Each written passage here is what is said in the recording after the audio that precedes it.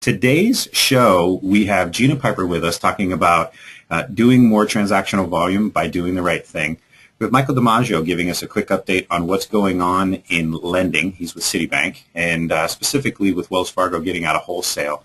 And then lastly, but certainly not leastly, we have Jimmy Tam, who has done a bunch of mega open house and had some just amazing and tremendous results from that. And so we're going to be sharing that information with you guys over the next hour. So sit back, relax, put your tray tables in the upright and proper positions, and prepare for takeoff. The first guest we have is Gina Piper. She's an agent and broker in the Tri-Valley Pleasanton Hopyard office. She relies on referrals and her established reputation as a leading residential real estate specialist to keep her business growing strong, even in the down markets. Gina is a consistent year-over-year top producer, one of the company's top 10 producers in 2010. And in the past, she's leveraged her expertise in bank-owned properties and short sales. But in this last year, she's relied on branding, social media, and other tools to maintain her status as a Pleasanton area specialist. So, ladies and gentlemen, sitting out there in the virtual land, put your hands together for the lovely and talented Miss Gina Piper. Yay! Hi, Gina. How are you? I'm very well, thanks. Thanks for having me. Absolutely. Thanks so much for taking the time to get together with us today. It's my pleasure. So let's just dive right in and get to some questions so we can get some feedback. The first question I have is, and I know this one's going to sound really obvious and kind of random, but how important is it for agents to have unwavering integrity and good business practices, and then how does that translate to more business? Well, I like this question, and I have this kind of a silly saying that says doing the right thing is the right thing to do. If you have a question, or if you question yourself whether you're doing the right thing, you're not. Probably not.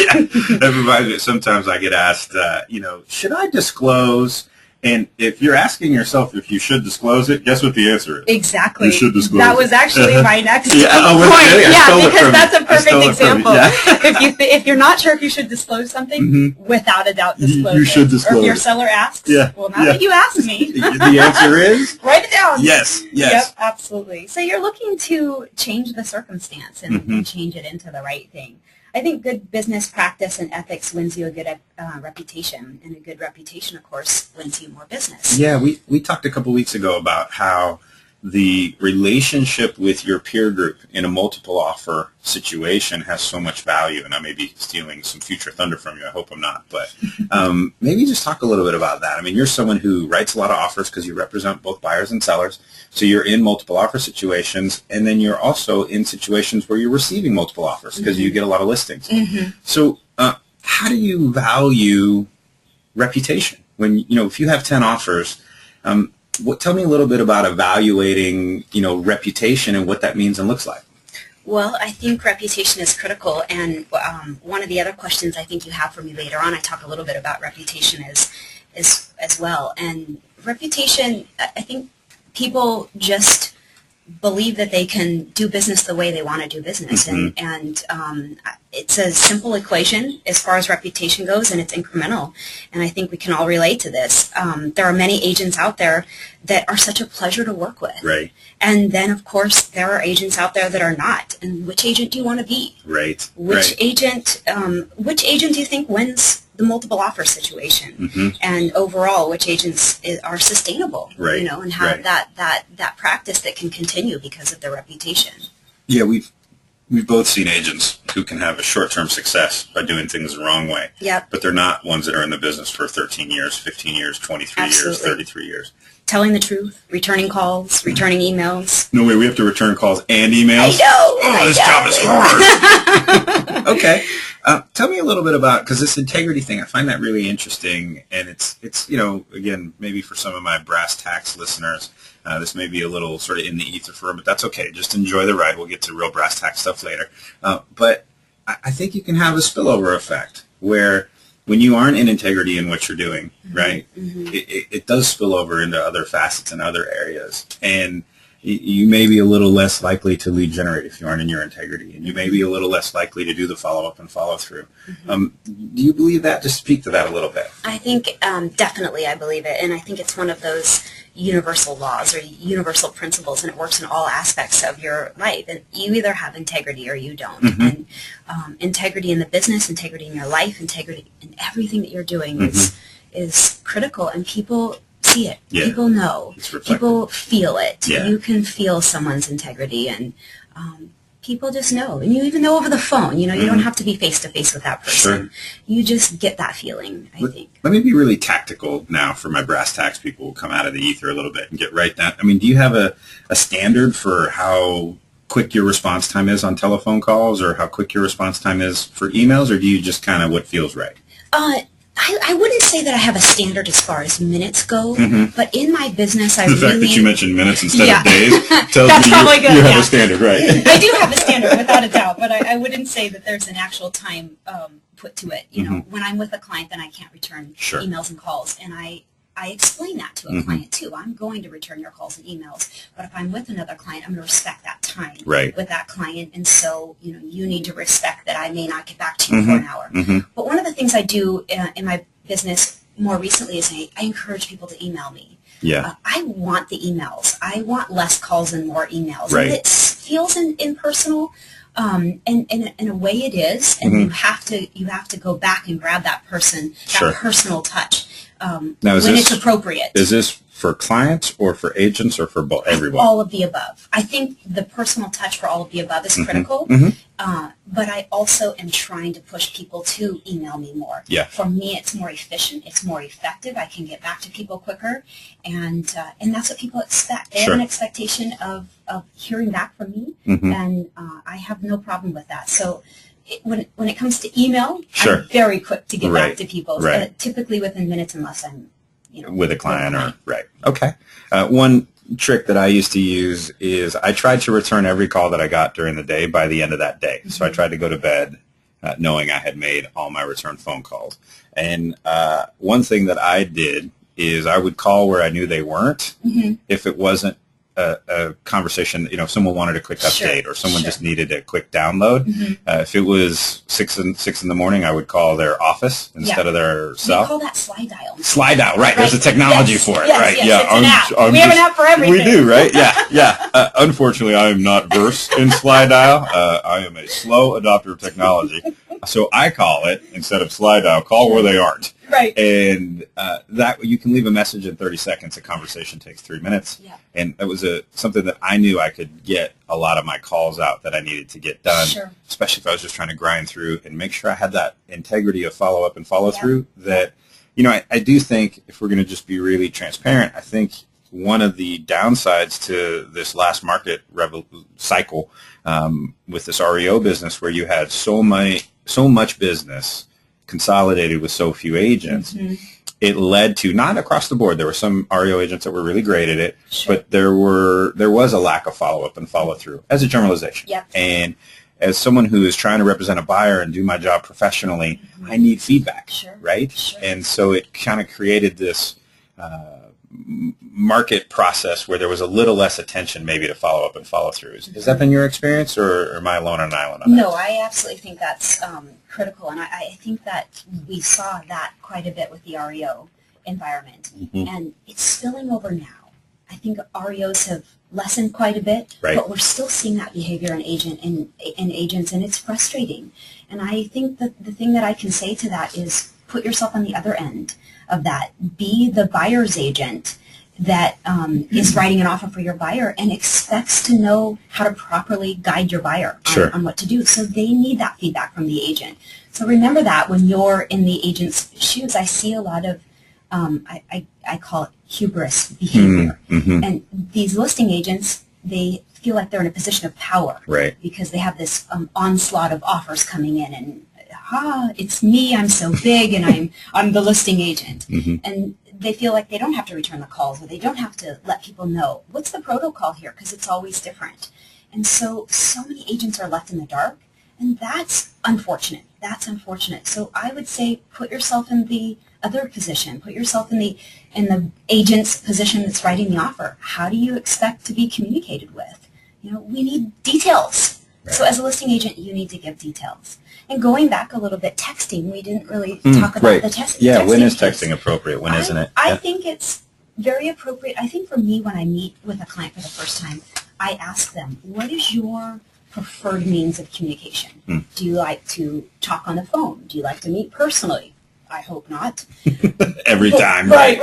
Let's hope they don't want to meet personally. Right. Is it email or is it text? And, these days, a lot of times it's texting. And for me, if I'm in a meeting or I'm busy and I see a call coming from the client, oftentimes I'll just send a quick text. I'm in a meeting. If you have a question, just text it to me. And I say it in a nice way. Sure. I really want to get back to you quickly, but maybe I can do it on text. Well, then I've handled it.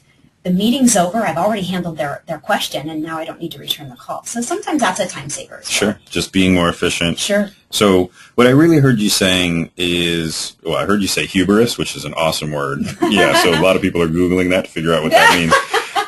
But follow up, follow through. Yeah. Your reputation has value.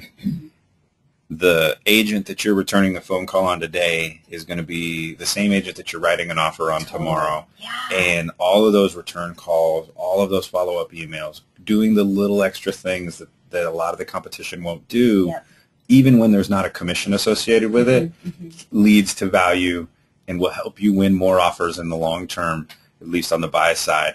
And will also help you get more offers on the listing side because agents want to work with you. Sure. Yeah. So there's real value. Building a great reputation. Yeah. That's There's actual dollar value in your reputation. Awesome. Yeah. So obviously we've had this market shift, right? Faster than I've ever seen it in my 13 years in residential real estate. In like a 45-day period, we went from sort of not multiple offers, and then all the buyers flooded in the marketplace, started consuming the inventory. Now we're in a still localized. Certain properties have been on the market a long time and aren't having a sell-side frenzy, and some are. Sure. But how have you grown your business in this market cycle? Well, I think I have a list of, 5 topics that Kathy Harrington asked me to put together, and so maybe we'll talk about a little bit about that at the end. But one of the things I think is important is adapting to the market, is morphing. Where is the market going, and how are you going to adapt to it? We're not in an REO market anymore. And I think a few years ago I remember agents saying, "Oh, I'm not going to work with short sales. Right. I would never take a short sale listing." You're gone. You're out of the business. You're either out of the business or you're taking short sale listings. Exactly. One of those two or things you lied. or you lied. One of those two things Exactly, is true. exactly. Right. So I think that's important, but there's something I prefer to touch on that I think has an enormous impact on growing your business, and it's the why. It's your vision. It's what are you passionate about? What do you want? Maybe your goal is to sell 25 homes in 2012, but where's the why behind that? Right. And I think that's so critical, and what's driving you, and have you fully defined what's driving you? And where do you want to be in 5 years? Where do you want to be in 10 years? And what excites you? So maybe it's spending more time with your spouse and your kids. Maybe it's traveling to exotic places. That's it for me. Right, India. Right. Right. But maybe it's finding a life mate. I mean, it's different for everybody, and you got to figure out what it is for you. Is it the ocean home? Is it the cottage in Ireland? And is it sending your kids to college? It's different for everybody. So focus. And it's not always comfortable to go there, right? Right. Especially in a business context. Sometimes anchoring into a why is a little uncomfortable. Yeah. And I'm with you 100% on this. Yeah. You and I are totally in alignment on this. When I see people lock into their why, then it's not about just one more call to your database. Yeah. It's not about one more open house. It's meaningful. It has a much more meaning to it. Yeah, you get it. You really get it. Yeah. And having that why in your life is paramount to your goals and getting the transactions that you want. A couple of quick questions that are coming from the audience. One, and I think this is a little tongue-in-cheek, but I'll ask the question. Yeah, right? You people who know you are asking questions, Gina. Have you ever gotten a price reduction via text? Have I ever gotten a price reduction? And I'll interpret the question right. I think maybe are there certain situations that are inappropriate? Or it's more appropriate that it's voice-to-voice or eyeball-to-eyeball versus using technology to get leverage. But sure. Now I'm curious. Have you ever gotten a price reduction over text? I've asked for one. All right. Is that inappropriate? No. I can't believe I'm admitting to that. No, why you should. I That's think good. it's totally situational. It's circumstantial, right? Sure. I mean, it depends on your clients. It depends on the relationship you have and how you set up the communication. And have I gotten a price reduction? Probably. Yeah. I text a lot. And if that's the expectation that my client has, because they're busy too, and I want to respect their time, Yeah, and usually does that answer the question? It does. It's a funny question. I liked it though. You probably had a conversation with them either on the phone or in person. Sure. Prior to then, hey, we want to think about it, or let's see what happens this weekend. Yeah. That you're texting them the results over the weekend and saying, what about that price reduction question mark, right? Certainly not out of the blue. Certainly, yeah. Don't Never just text your client out of the blue. Yeah. I think it's time to reduce the price over text. Yeah, don't do that. Right. That I've not done. Yeah, okay, good. Another question. This is just this comes again from the audience. For short sales, you do a decent amount of your deals are short sales. Do you use a negotiator? Do you negotiate those on your own? How do you handle that? I use a negotiator. Yeah. I use MRA. They're out of my office. Yep. And they're a fantastic team. And having the people on your team is so critical because they represent you. Mm-hmm. And it's lenders, it's your short sale negotiators, it's all that. My belief with short sales, and I think everybody has a little bit different of opinion on this, to me, I don't want to sit on the phone negotiating with banks. That's not my gig. Yeah. My gig is going out and getting more business or marketing. I'll say it even more declaratively. I mean, Sure. I think if an agent is spending time negotiating their own short sales, they're making a mistake. Without a doubt. Without a doubt. I know that's maybe not popular with everyone who's listening, but it's a low dollar productive activity. It is. If you spent that time, that same effort and energy going and securing more clients, the dollars spent versus hours spent, math is infallible. No one can argue that math with me. The equation doesn't work. The equation doesn't work. So, yeah, we're in alignment on that completely. Yeah, absolutely. All right. Well, now relationships. We kind of talked about this already, but let's just maybe take one more run at it. How important, and maybe to just shift the context, if you had to put a value on reputation, what value, I mean, literally trying to ascribe a dollar, I mean, if you write an offer, what percentage of the time do you think you get a counter because you're Gina Piper and you've spent years establishing a great relationship? And what percentage of the time do you think you may not be in the top 3, but you get a counter anyway? I think a lot. Yeah. I think reputation has so much to do with multiple offers. I mean, it has to do with everything in business. Right. But right now, that's where we're at. We are representing buyers, and there's 20 offers on the property. Right. And do you want to work with a good agent or a bad agent? Sure. And today I think the question maybe to the audience would be, do you remember a time where you worked with a really lousy agent? Sure. The one that didn't return calls, the one that when problems arise in the transaction, it was a miserable experience.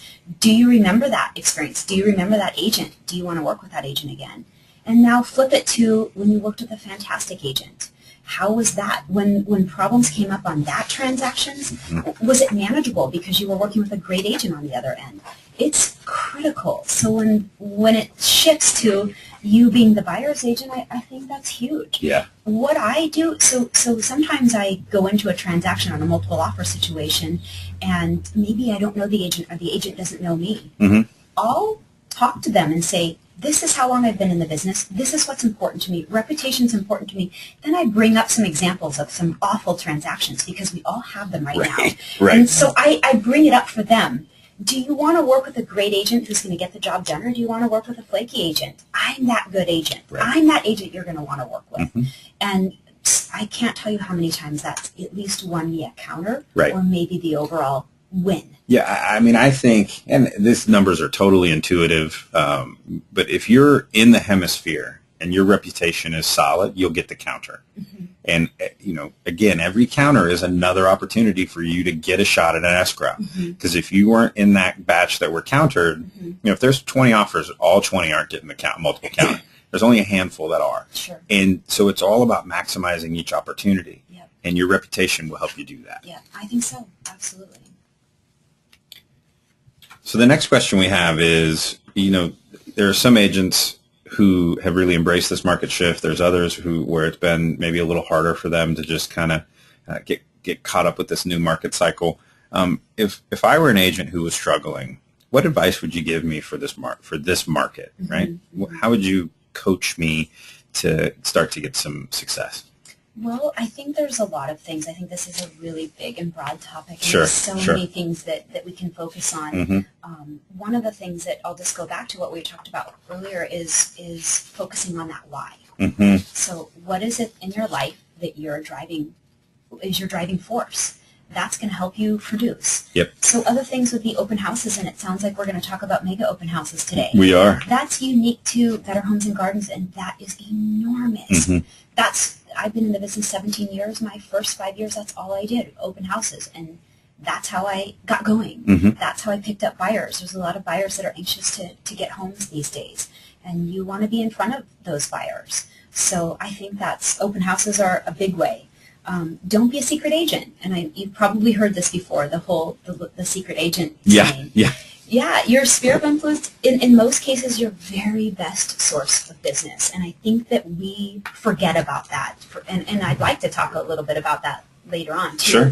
Through Facebook and social media. We'll have you back. Okay, good. All right. No, I meant later today. Oh, right. Yeah, we'll do that today, apparently. No problem. Yeah, I think, if an agent is struggling in this market, which I totally get, anytime there's a market shift, it takes a little while to get your sea legs under the market. What matters is that you pick something that you're going to do consistently and anchoring and tying that to your why and saying, all right, I'm going to do open house and I'm going to become the master of open house. And I'm going to go have a cup of coffee with Jimmy and mentor under him so that I can really learn how to do this mega open house better than anyone else in the company. And if you did that every weekend and just focused on that and knew that the more open houses you do, the better you'll be able to just write a check for your kids to go to college or whatever. You are going to get a result. You're going to make it happen. You're going to make it happen. Absolutely. Sharpening your skills, I think, constantly, education. And there's one little idea that I'll bring up. Okay. And actually, my brother Scott shared this with me. I haven't done it. He hasn't done it. But he heard it at a training. I think this is such a cool idea. And it's in regards to iPads. So having 3 iPads when you're showing property. One for you, which is your latest and greatest iPad. And then 2 that you bought super cheap on eBay. Right? Some are just cheap that there's no data, that's totally stripped. One of them is all games. That iPad is for the kids. Or me if you're showing me property. Or Keith. Right, Exactly. Yeah. Or grown-ups with... to keep you occupied. Yeah, grown-ups with ADD or kids. Got it. Exactly. Okay. That's brilliant to me. Yeah. Can you imagine the impression on the client that you have that you just handed their kids an iPad to play games on?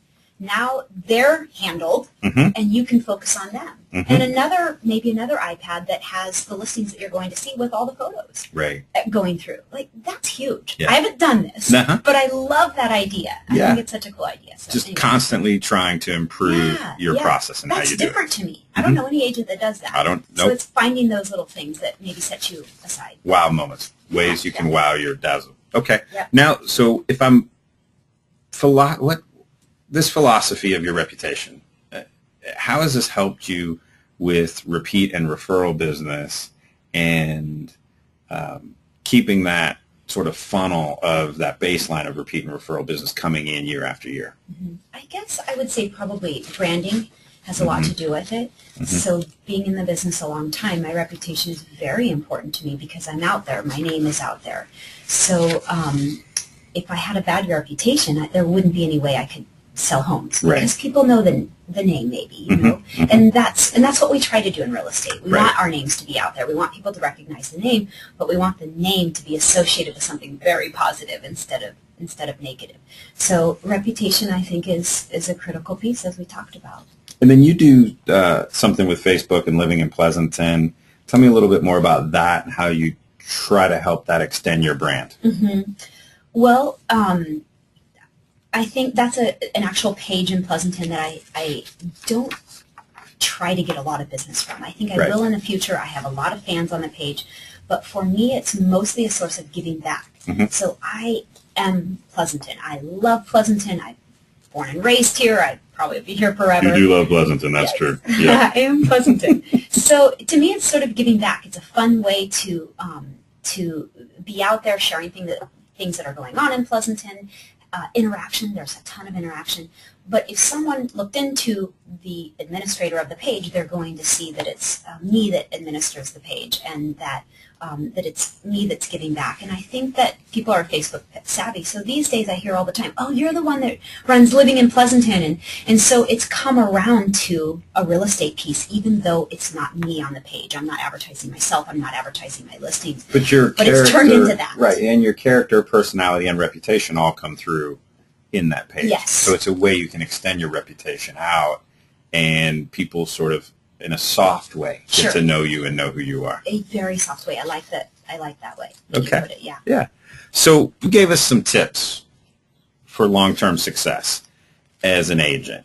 And I just thought maybe we could just quickly go over each one of these bullet points. Again, this is our career, right? And you see and real estate is wired so that you get your unfair share the longer you've been in the business. I believe that to be true. Yeah. So your first year in the business, you're working harder than other people are to get the same number of deals. So if you do 20 deals in your first year, you're working harder than an agent that's been in the business 30 years. Both are working hard, but if both get 20 deals, that first-year agent has to work harder than the 30-year agent. Yes. That's just a reality. Yeah, so absolutely. This business is wired so that you get your unfair share later. So these bullet points are really about making deposits into that future business, right? Sure. So professionalism is the first bullet point. I think we've touched on this pretty well, but just sum it up quickly. As far as long-term success as an agent, professionalism to you means? Returning calls, emails, being courteous, being on time, doing what you say you're going to do. That's a big one. But a big one for me is dress, is appearance. Yeah. And Sorry about my outfit today. I apologize. I can't believe you're wearing that. It's a radio show. It is a radio show, not a television show. Thank goodness. Dress is a big deal these days, and I think that in our industry we've become a little bit more casual, and I'm not knocking that piece at all. Sure. I don't think casual is a bad thing as long as it's business casual. Before it was suits and ties, and all the men wore ties and women wore suits, and we're not at that place. But I think there's a level of professionalism that we're missing in what we wear and how we present ourselves, and it all ties back to reputation. Right? Sure. It all ties back to that. So now all I can think about is I need to tuck in my shirt. Yeah. Thanks a lot, Gina. Well, just think about it. I won't go into examples. I'm kidding. Yeah. I'm just kidding. Yeah. No. Good. I think that's a big piece, and it's something that I see falling quite a bit these days is how you're dressed and how you come across to your clients. Yeah. Yeah. Okay. And then ubiquitous approach to marketing. So a ubiquitous approach, basically it means marketing in every aspect that you can. It's really getting out there, getting your marketing everywhere. And it's easier to do today with the internet. So I won't go too deeply into this, but I think that it's important that you understand all the avenues of how to get you personally maybe out there, or if it's a listing that you're trying to get out there. Are you knowledgeable? Do you get how to work with the internet and how to get your marketing so that it's hitting all the big pieces? I mean, there's new things out there that we have to stay on top of, like house.com or Pinterest. Yep. You know, little things like that. Are you using those tools? I mean, they seem like not a big deal, but they are a big deal. So you're really kind of feathering into this sort of optimal cyber presence and knowledge. Yeah. That's cool. Sure. No, good. That's awesome. And then branding. What about branding? Branding, we talked about. Branding, I think, is a big one as well, and it's about. I think branding is a big piece in real estate, and that's something that I do a lot of, especially in Pleasanton. If you have a small niche, you can certainly brand. It's easy to brand these days with social media. Maybe you have a tagline, maybe it's your photo, you know, who knows? You got to figure out what your niche is. Sure. With social media, I think social media is a big piece of this, and I don't know if you want me to go into social media at all. Do we have time or no? Man, we're a little tight on time, but give me one quick bullet point on social media. I wouldn't say that it's necessarily a bullet point. I think that it's a caution for people. Oh, okay, good. If that's something. Tell me what you mean by that. Okay. So I see Facebook, for instance, can be detrimental to your business, and it can be very, very big for your business. How is it detrimental? In what you're posting. I caution you to be aware of what you're posting. It seems obvious. Facebook is out there. Everyone sees it. And I think that, yes, there are filters and there's blocks. And people think, well, I don't have clients on my Facebook. You know, I've heard that. Well, I don't have clients on my Facebook. Well, I want to encourage you to think that maybe the friends that you have on your Facebook, when they go to buy and sell homes, do you want to be that agent that they go to buy and sell homes? Right. And it could be your best source of business. So I just caution you to think before you post. I don't think there's anything wrong with showing that you're having a good time in your life, and it's just imperative for people to get to know you outside of being a realtor. I think that's important. So it's okay to have fun, and it's okay to be playful on Facebook, but be aware of what you're posting. Have limits. Yeah, have boundaries. For sure. Then the last bullet point you have is be nice to people, not hubris. Tell me what that means. Well, I think we touched on that a little bit, but just I don't know how more to say it than other than just be nice. I expect people to be nice to me. I'm going to be nice to other agents. I'm going to be nice to my clients. That kind of goes without saying. But I think it's the agent-to-agent relationship that we seem to be missing these days. Yeah. We get arrogant. We have enormous egos in this business. Well, sometimes, I agree with you, we do. Guilty. But it's not, sometimes it's just speed of the business, too. True, right? True. I mean, there are times where it's not even from arrogance or hubris. It's just out of sheer mistakes out of speed. Sure. I intended to call that person back, but, they wanted to know, I don't know, they wanted to know something about something that sold 6 weeks ago. And, it's a valuable call. It would be valuable for my reputation, but I'm just going but I'm super cranking busy. so fast. Yeah. And the impersonalness, is that a word? Yeah, sure, it is now. Okay, good. Of texting and email. So that can feel sharp and it can feel very impersonal, but it doesn't have to. Maybe end it. Put a smiley face on everything. I end it all with a smiley face because I don't have time to write a paragraph. Right. But I'm answering the question and it may seem quick and abrasive, and then I do my little smiley face. And then it's not so much. Yeah. Or thanks for the email, or that kind of thing. I thought we might get this. There's a question from the audience. What is hubris? Define hubris. Hubris, I would say, arrogance, and I would say it's like being in a position, feeling like you're in a position of power. And then using that power. Using it, using it, and not in a positive Correct. way. Correct. Yeah. Not for the good. You aren't being a superhero. You're being a supervillain. Exactly. I like that. Yeah. Yes. So, Webster might use that. Webster probably wouldn't. But if Keith ever wrote a dictionary, it would be Urban Dictionary. Urban Dictionary. Yeah. You're all over it. Careful when you're on that website. So, Gina, first of all, I want to thank you so much for your time. Giving us your insights with all the success that you've had in the business is really helpful. And I also want to mention that proof that you are establishing and building a reputation and that it's working is the fact that you were recently named the #1 realtor by the Pleasanton Weekly. And that, to me, is just a testament to the fact of all the work you put in on the reputation, both inside the industry, outside the industry. And if I've gotten one thing from this conversation, it's that there's an actual dollar value that is associated with our reputation. And the time, effort, and energy that we spend there, it's not this fuzzy, soft value to the business. It's real, it's tactile, and it turns into dollars for us on our personal balance sheets for our business when we focus on our reputation. So thanks again for the time, and congratulations again for being voted the #1 in the Pleasanton Weekly Best Realtor. Thank you very much. Thanks for having me. Oh, my pleasure. Thanks for being here. Thanks, Gina Piper. Talk to you later. So now we're going to shift gears a little bit and dive in on a lending update.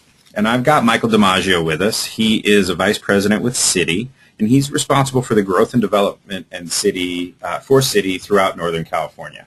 And he's also a heck of a guy. And there was an announcement last week about Wells Fargo that they were exiting the wholesale lending business, and probably that would leave a gap in the wholesale landscape. And anytime I read an announcement like that, my first question is not necessarily why, although that's something I could get curious about. It's what does this mean for my side of the business, for the residential real estate agent out there representing buyers and sellers?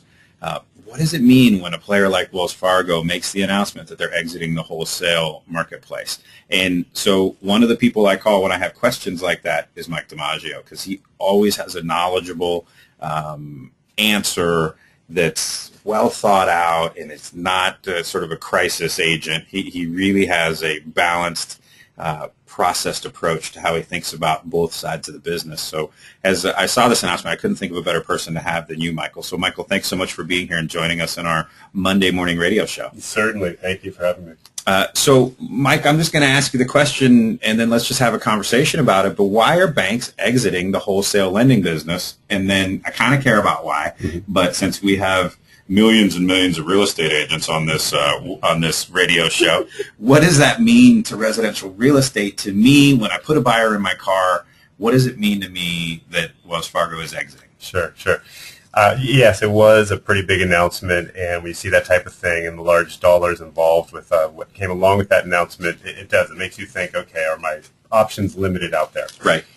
And to an extent, the broker business, and that's the wholesale side of the business that Wells Fargo decided to exit, is about 5% of their production. So it's not a huge amount.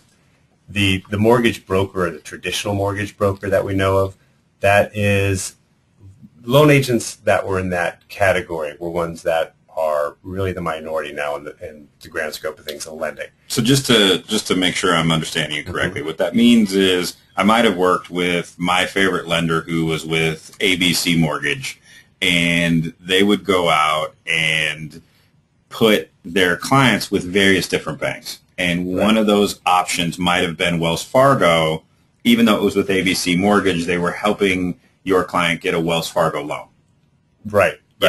So in that case, now what happens is there is one of those outlets has gone away. Mm-hmm. People can still, those loan agents can still work with Wells Fargo directly. Mm-hmm. That individual mortgage broker, though, the wholesale side of Wells Fargo is off the table, so to speak. Okay. So that's something where there is a little bit of a limit now as to where they can go. Mm-hmm.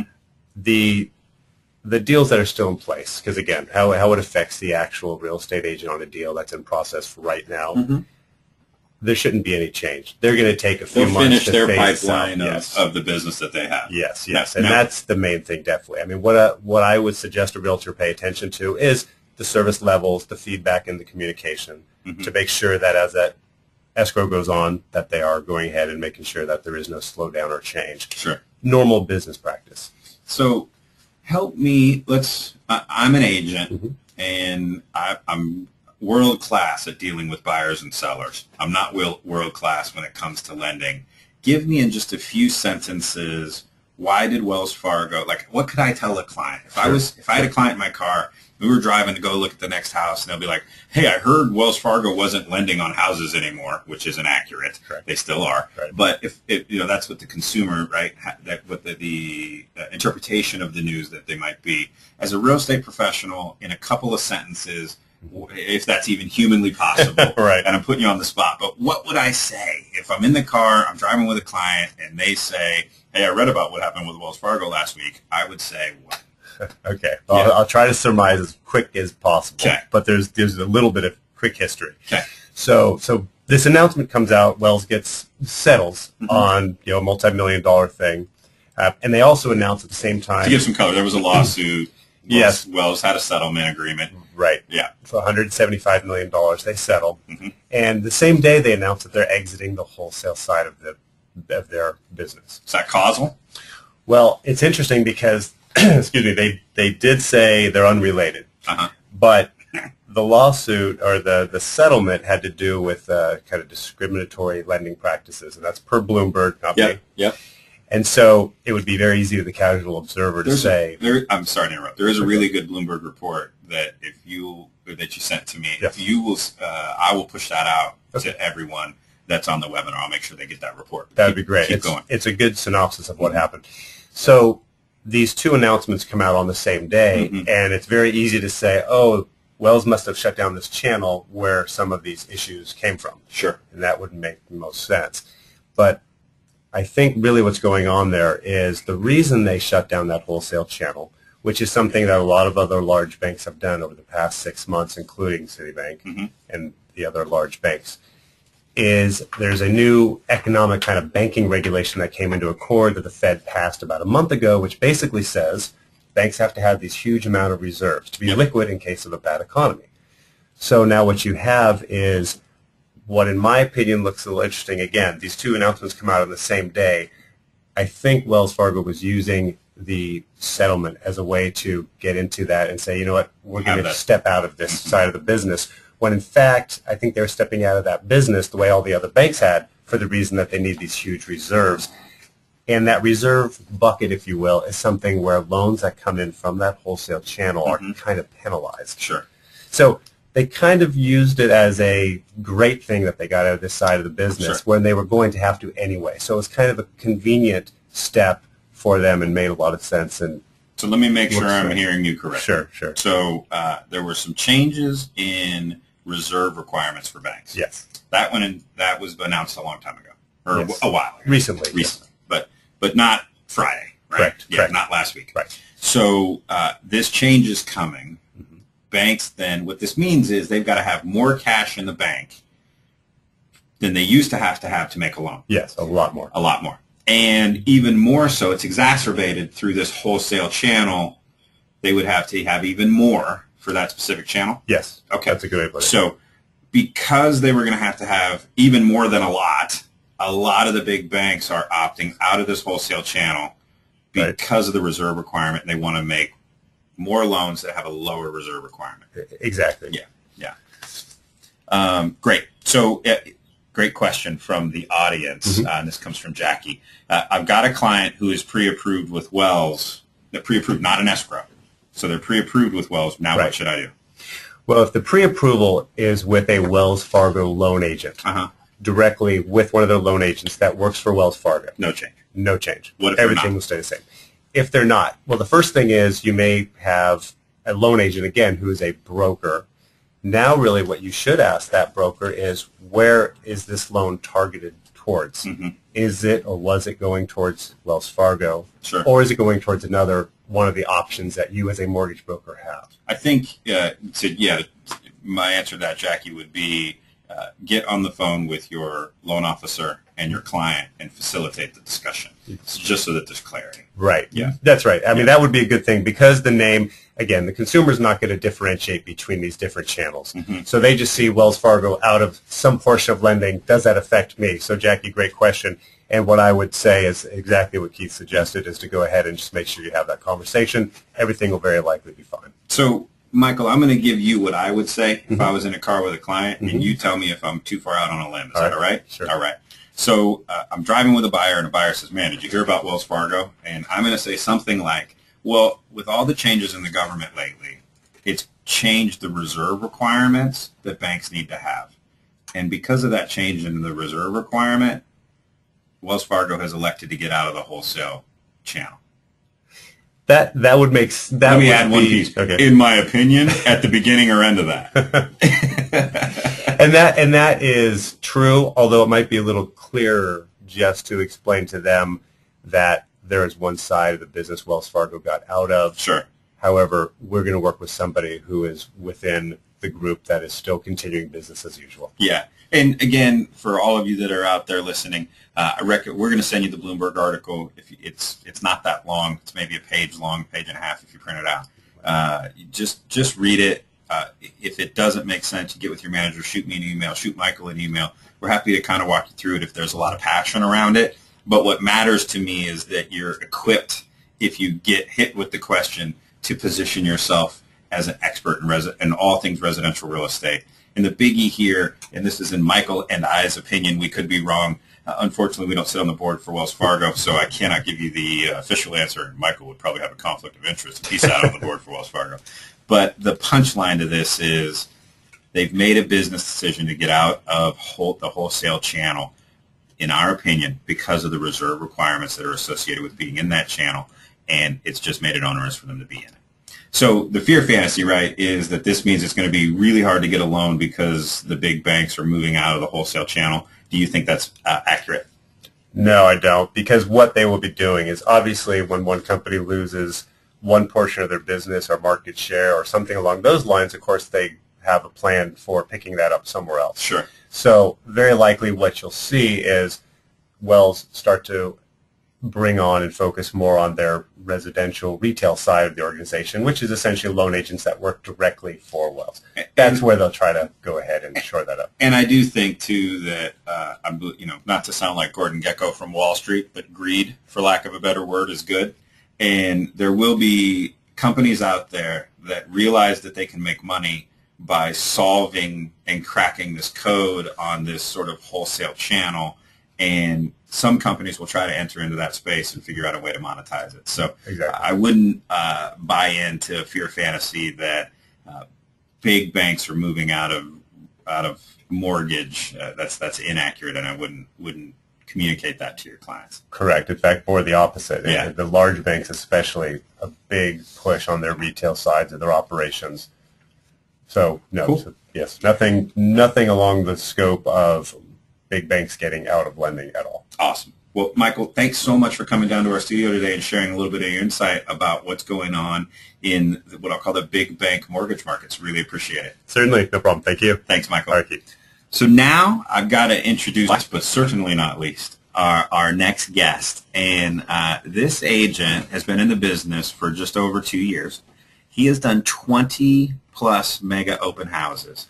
And from these mega open houses, and we're going to go into what makes that open house a mega, because you may hear 20 open houses in 2 years, and that may not sound like a big number, but trust me, when you see the amount of work that goes into a mega open house, you will know that that is a tremendous accomplishment.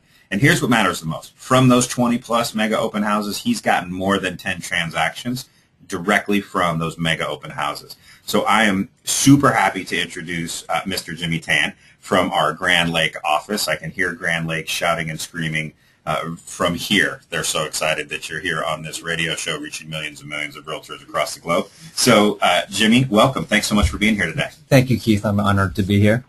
So mega open house. We're going to dive into the specifics here in just a second. This is sort of the how-to, but just before we get into the real specifics, just tell me in 20 words or less, okay, not really that few, but what's the difference between a mega open house? What makes an open house mega versus, hey, it's Sunday from 2 to 4? Well, it's it's the amount of marketing that goes into it, and the amount of marketing actually really reflects the results as how many people come out and take a look at this property. So, you know, the last listing I had, excuse me, the last listing that I had out in Berkeley, we had a mega open house, obviously. We managed to get 110 groups out to the property in one weekend. So hold on, in one weekend you had 110 groups through your open house. Yeah, groups, not individuals, groups. So probably somewhere between 150 and 200 people. Yes. That would fall under the mega category for me, for sure. Exactly. That's impressive. So, and again, this is more about 10 tips on holding a successful mega. If you're on the call today and you don't know what a mega is, we have a manual for it. We can show you the manual. We have access to it. Your manager knows about it. Shoot me, shoot Kathy, shoot Jimmy an email, and we can get you the manual. But just give me, because we're going to get into tips on how to do it in just a second, but give me the 3 biggest differentiators, if you could. You said marketing. How is it marketed differently? Just start firing different things. Well, it's different because we have a team of agents rather than one agent marketing the property. So obviously, how big is the team? Typically anywhere from 3 to 4 agents. Okay. You know, but you know, obviously with more people working on this, you've got 3-4 times the marketing power. Right. So it actually, you know, it makes it so much easier just to market the property. And you're putting it on Craigslist consistently. Craigslist. You're door knocking for it. Door knocking, yep. You're calling around. Yep. Are you mailing too? Mailing, I haven't done the mailings prior to, Sure. simply because most of the time, mailing takes time to get out there, so it lagged a little bit. Yep. You know, usually you want to get the property out as quickly as possible, and typically, you know, you're going to have about a 2-week prep time. Got it. In order to get the property ready for the mega. So it's really kind of mega open houses. It's everything we should do on an open house, but we don't always do. Yeah, is that exactly. kind of? I would say that's correct. Yeah. So I'm making the calls to my database and inviting people. I'm making calls around the house and personally inviting people. I'm door knocking. I'm putting out tons of signs. I'm doing balloons. I'm putting a bounce house in the front yard or whatever, right? I wouldn't do a bounce house. That's a liability. Oh, right. Okay. All right. Good point. But I'm trying to make it an event. Yes. Yeah. Absolutely. I'm trying to make it a destination that makes people want to come to that open house. That's right. And then I'm marketing the heck out of it. And I'm doing it with a team of other agents so that it's exponential. Correct. So not 1 + 1 + 1 = 3, but 1 + 1 + 1 = 6. Right. Because all of our efforts are going focused on this one critically important open house. Correct. Awesome. So give us some tips then on how to make it successful. And again, we've given you just a quick high-level overview on what makes a mega. But what are some tips on holding a successful mega open house? And candidly, this would work. A lot of these tips would work if it was just a regular open house too, huh? Absolutely. But, you know, once again, With a team of 4, with your sign placements, you've got 4 times the signage. So how many signs do you put out for a mega open? On a mega, we're probably at least putting a minimum of 40 signs out. 40, 40, yes. 40 open house signs. Yes. So everybody in the city is going to be able to find their way to that home. Absolutely, absolutely. And then once again, sign placement is critical because. Okay, so what do you look for when you're placing signs? What do you you look for your major thoroughfares and traffic flow. Depending on which way most traffic is going or steering to, or you want to face those signs there so it's easily visible. Yeah. I know it seems kind of self-explanatory for having any open house when doing that, but I think it's become so natural for us just to put out signs that we kind of just put it to the wayside and kind of take it for granted that. Well, I remember. So my first year in the business, I did 50 open houses. So that was an area where I got a lot of business. And there were times, I'm just being transparent and honest with everyone who's listening, there were times where, man, it's Sunday, I'm kind of running a little late. Yeah. I maybe knew the best intersections I should put it, but these close was sometimes good enough. Yeah. And I might shortcut the process. Right, exactly. What you're saying on the mega is put out 40, which is awesome in its craziness. I think that's great. And be committed that you're going to do everything right this time. This isn't shortcut day. Exactly. Yeah. Okay, good. And then recruit accountable team members. Tell me a little about that. Well, once again, because it's such a great team effort to actually have a successful mega open house, you got to have a good team that you can rely on. If you have one team member that doesn't do their part, once again, it reduces your marketing, and it's not just the 1-for-1. It's exponential as well. Yep. So if everybody does their part, it increases your marketing power exponentially, and it works in the reverse order as well if someone doesn't come through. Okay. And then this one is true in life, but especially on this day, I would imagine with 100 groups coming through. Wear comfortable shoes? Absolutely. Absolutely. I mean, everybody wants to look stylish, but at the end of the day, if you're doing a Saturday-Sunday mega open house, you still got to be fresh for the next day as well. Yeah, you're on your feet a tremendous amount of time. Yes. Yeah, so I can't wear my heels? Is that what you're telling me? I would suggest you not. I would suggest I never wear heels for a multitude of reasons, whether it's a mega open house or not. Eat a decent breakfast and bring snacks because you're going to be hustling. You want to make sure you keep that energy level up. Is that what that's about? Keep that energy level up, and you don't want to miss the opportunity when it comes. Now, you said something just kind of in passing, but I just want to make sure. So when you do a mega open house on Saturdays and Sundays. You do both days. Yes. And you do 40 signs, everything the same both days. Exactly. Okay, awesome. And the biggest thing about that is, with any open house, whether it's a mega or not, you're putting most of your efforts up front in the setup. Yeah. So if you're going to do a setup, might as well make the day worth it and make the weekend worth it. Okay. And then your number 6 tip is to verify sign-in contact information from visitors as they leave. Yes. Okay. So you have everyone sign in at a mega. Yes. We have everyone sign in at a mega, and hard lesson learned. Yep. I've had a lot of wasted leads because when you get people to sign in, a lot of people give you false information. Right. But once you walk the people through the property and you start building up a good rapport with them, you want to make sure that that information that they initially came in with is the same information that they actually have when they're leaving. So once you have rapport at a deeper level, you want to verify to make sure that their email address isn't actually mickey.mouse@don'temailme.com. Exactly. Got it. Exactly. Got it. Okay, got it. So, you're putting all this effort in and you're building this rapport. Now you got a good relationship with these people. They want to work with you. Oftentimes they'll actually forget that they actually gave you false information from the beginning. Right. Yeah. If you're lying, you've got to remember a lot of stuff. Yeah, exactly. Yeah. So now, because I know some agents have some resistance to having visitors sign in. Tell me, what if someone doesn't want to sign in? What do? Say thanks so much?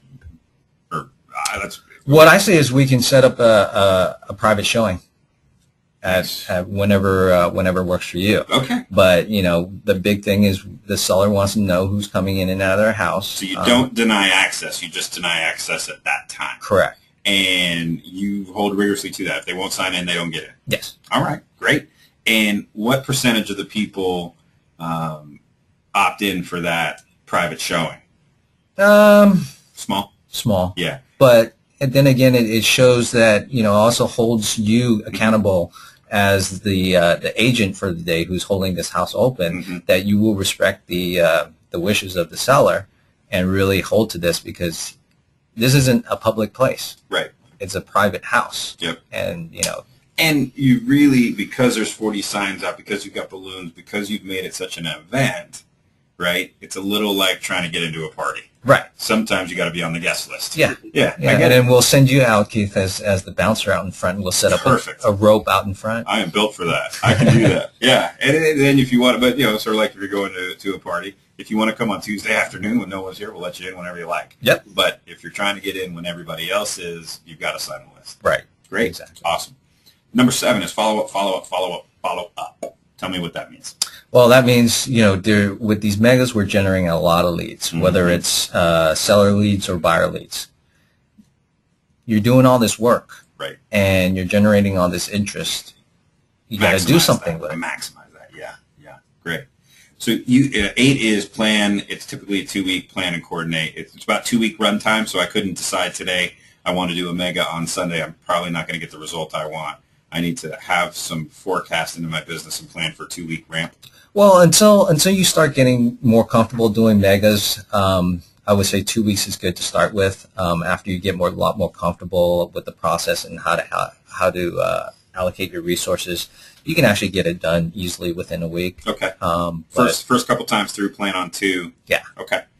Treat mega like it's a social event or a party. It's sort of back to that getting on the guest list theme. Yep. Exactly. And then plus when you created a social environment or a party, the people who are coming into the house to view the house, they tend to drop their guard. You can build up rapport a lot easier. You have neighbors coming by there. It really becomes a social event rather than just an open house. Yeah, if you've never had an experience of 100 to 150 groups coming through an open house, there is always somebody in there. There's a lot of energy in the house. Yep. Because there's just people all over this literally crawling with people. Exactly. And then just from a listing standpoint, it creates such a huge buzz around this property that people, are scrambling to get an offer. I'm going to get through number 10 here, and then I want to dig in on that a little deeper about the listing side of the mega open house.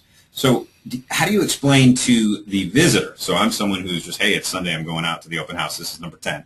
How do you explain to them that it is a different experience? Well, different experiences from most regular open houses will have a lender there as well. And then we have multiple agents. I explain to people who are coming in I explain to them that we're doing something different.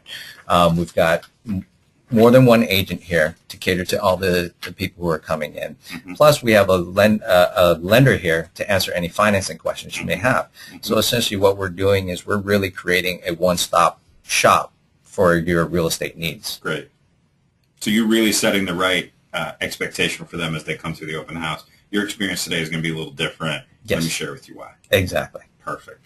Now, when you go on listing presentations, do you use your mega open house as a differentiator to help win listings? Absolutely. Okay. Absolutely. And just to kind of take a step back, I don't do regular open houses anymore. At all? At all. The only open houses you do are megas? Only thing I do.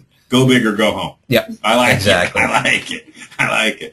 That's good. How many mega open houses do you do in a month? Probably at least 2 a month. Wow. Okay. Yeah. So you really are, this has become not just mega open house. This has become how Jimmy does open house. Right. So this is part of your business fabric. If you're doing an open house, if you're going to sacrifice your time on the weekend to do this, you're going to make sure you maximize it and get the best result. Right, exactly. And then once again, you're doing the same, practically the same amount of work as a regular open house.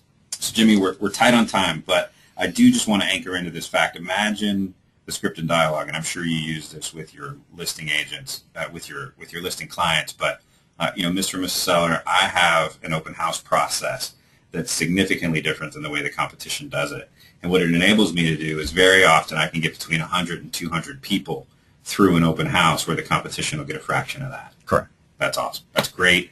differentiator, an excellent way to help you win more business and drive more business. Exactly. Awesome. Jimmy, thanks so much for your time today and sharing a little bit of your insights. Is it okay with you if we push out to all the attendees your email address in case someone wanted to maybe mentor under you for a mega open house to really learn experientially how to do it and be a team member for you? Absolutely. Not a problem. We'll make sure we push that out to everyone that we have coming up.